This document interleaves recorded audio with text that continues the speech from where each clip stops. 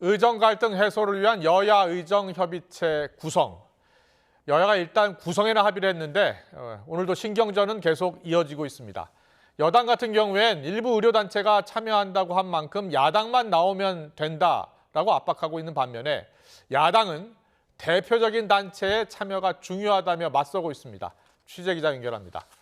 박정현 기자. 네, 국회입니다. 네, 먼저 오후에 당정협의회가 열렸는데요. 어떤 내용들이 논의된 겁니까? 네, 먼저 당정은 추석 연휴 기간 응급의료 체계를 유지하기 위해 각종 건강보험 수가를 조정하고 응급의료센터 신규 채용 인건비 등을 지원하기로 했습니다. 의료진 사법 부담을 덜기 위한 의료사고 처리 특례법 제정을 추진하고 전공의 처우 개선을 위한 근무시간 단축 제도화 시기를 당기는 방안도 함께 발표했습니다.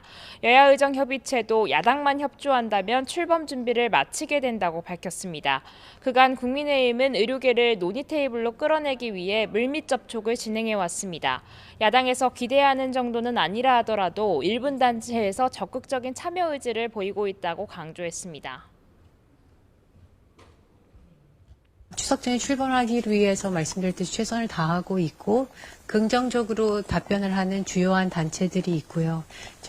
그리고 야당만 협조를 한다면은 얼마든지 출범이 가능하다고 생각합니다.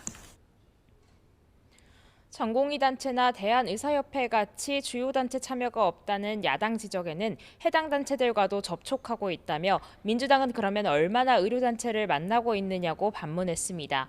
다급한 여당과 달리 추석 전 협의체를 띄우는데 야당은 다소 미온적인 기류마저 감지됩니다. 일부 단체만 배석한다면 협의체 구성이 사실상 어렵지 않겠냐는 건데요. 민주당 관계자는 YTN과 통화에서 괜히 몇 개 단체만 먼저 참여했다가 의료계 내부 분열로 이어지면 문제가 더 꼬일 수 있다며 2025년 의대 정원 문제를 둘러싼 여권 내 입장차부터 결정하는 게 먼저라고 꼬집었습니다. 아침 회의에서 진성준 정책위 의장도 한 대표가 의료계를 압박하는 수단으로 민주당을 쓰려는 게 아닌지 의심된다며 명절을 앞두고 중재자 이미지를 부각하고 싶은 게 아니냐고 반문했습니다. 한동훈 대표와 국민의힘은 이미지 정치에 골몰할 것이 아니라 실질적인 대화와 타협을 이끌 근본 대책부터 고민해야 합니다. 민주당은 오전 서울의대 그리고 서울대병원 교수 비상대책위원회와 함께 긴급 간담회를 열었습니다. 이 자리에선 의료계와 한 목소리로 정부가 2025년 의대 증원 문제에 조정 여지를 열어놓지 않는 한 협의체 참여가 어렵다고 입을 모았습니다. 대통령실도 여당과는 다소간 온도차가 있습니다. 장상윤 사회수석은 SBS 라디오 인터뷰에서 어느 정도 의료단체가 참여하기로 결정되면 먼저 출범하는 것도 방법이 될 수 있다며 한 대표 의견에 긍정적인 반응을 보였습니다.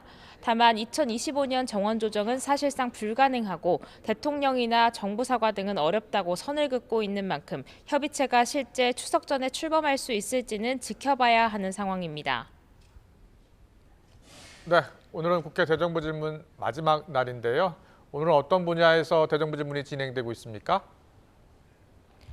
네, 현재 국회에선 교육사회 문화 분야 대정부 질문이 진행 중입니다.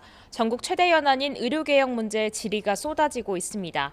민주당 남인순 의원은 의료공백 사태에 대한 정부 책임론을 집중 거론했습니다.